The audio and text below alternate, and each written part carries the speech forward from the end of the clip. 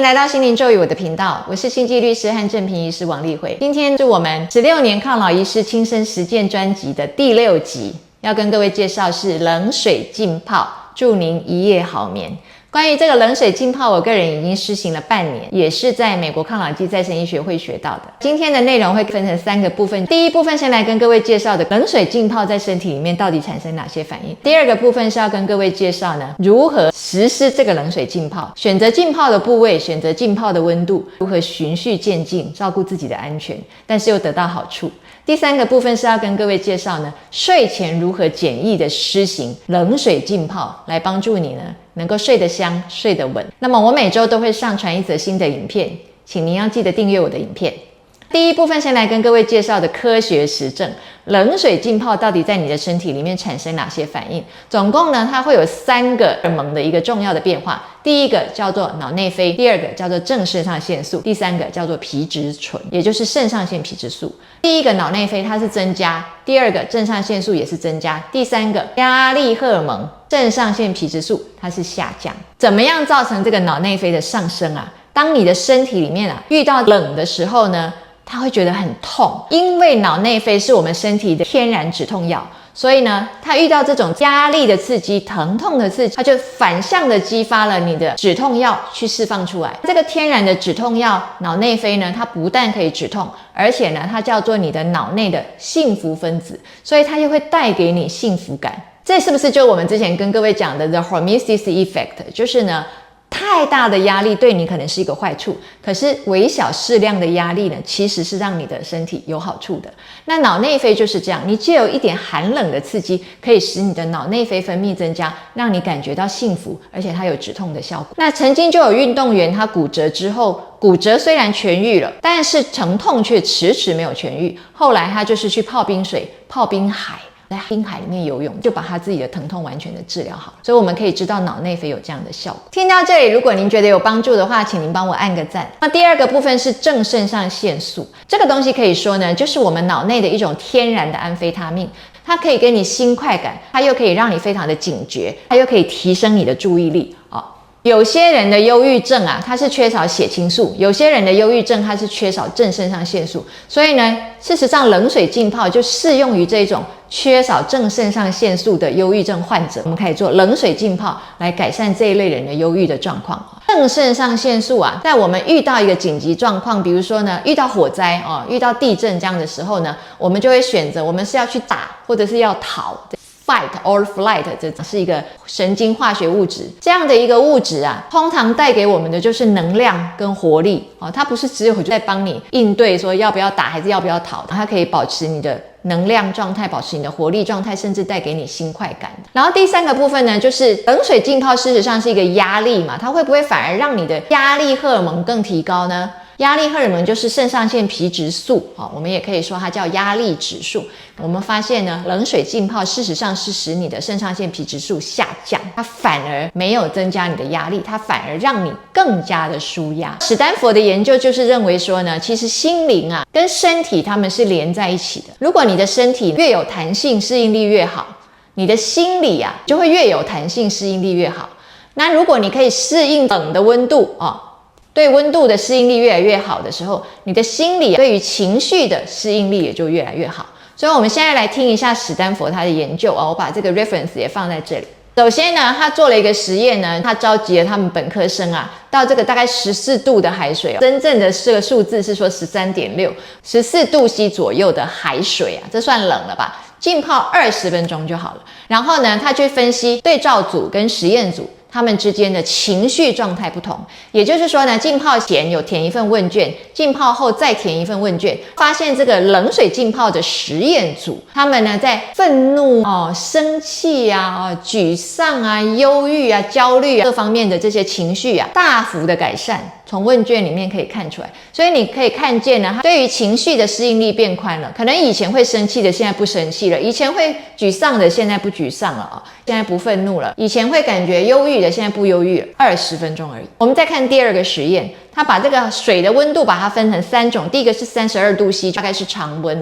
再来的话20度 C 有稍微冷一点，再来的话呢就是14度 C， 已经算蛮冷了所以以这3种不同的温度下去浸泡，各式浸泡1个小时，然后去侦测在这样的一个冷的刺激的压力之下呢，它的肾上腺皮质素，也就是它的压力指数到底有什么状况。结果他发现啊，全部都没有上升，全部都是下降的。然后他们又再做第3个实验，如果我把它降到10度C 的话，会不会压力指数上升呢？结果发现也没有，而且反而呢，浸泡在10度C 的仅只需要浸泡15分钟一次而已。往后的3个月，它的压力指数，也就是肾上腺皮质素，都是处于较低的状态，可以有维持这么久的效果。所以你可以看到，冷水浸泡对于压力是非常的有效改善的。那再来的话，如果我长期冷水浸泡，身体真的就习惯了，会不会效果就不见了？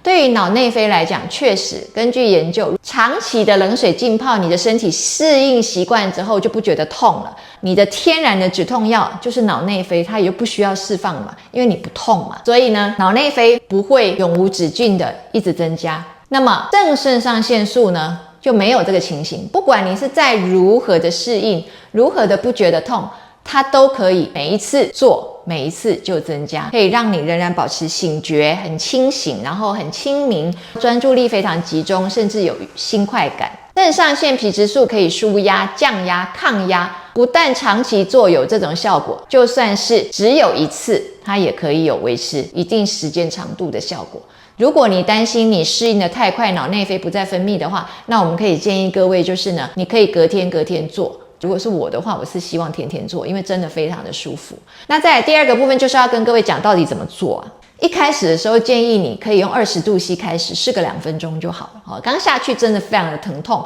你要忍耐。但是呢，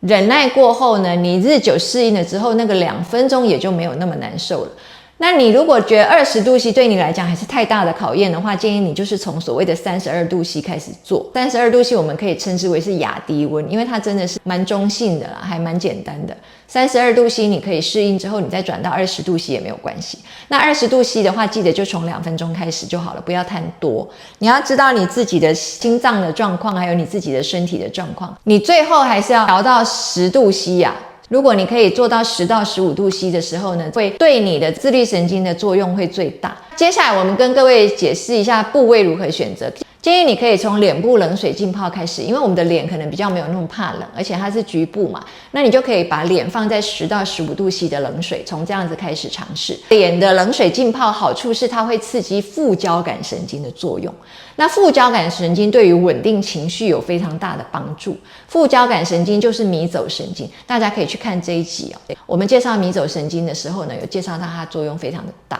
我们哺乳动物有一个潜水反射或者说潜水反应。当我们哺乳动物在潜水的时候，我们身体会把氧气送到最重要的器官，就是脑跟心脏这一类最重要的器官。那我们发现在把脸泡在冷水也有这种效果，它会把氧气集中过来。那这个会帮助你呢，去强化你的心脏跟强化你的脑。你会觉得你的心脏好有力，然后觉得你的脑好清醒。脸部有3叉神经，因为冷水浸泡被刺激到的时候，它会强化它对迷走神经的刺激。那迷走神经呢，就是跟你的睡眠啊，跟你的消化都有很大的关系。迷走神经一旦被刺激的时候，你的心跳速度就会慢慢的降下来，你的肠胃的蠕动就会开始增加，会帮助你消化的更好，帮助你的心更加的稳定，所以它就可以呢去调节你的情绪。那接下来是全身性的浸泡，全身性的浸泡它又不一样，它其实是会刺激你的交感神经，会让你的心脏跳得比较快，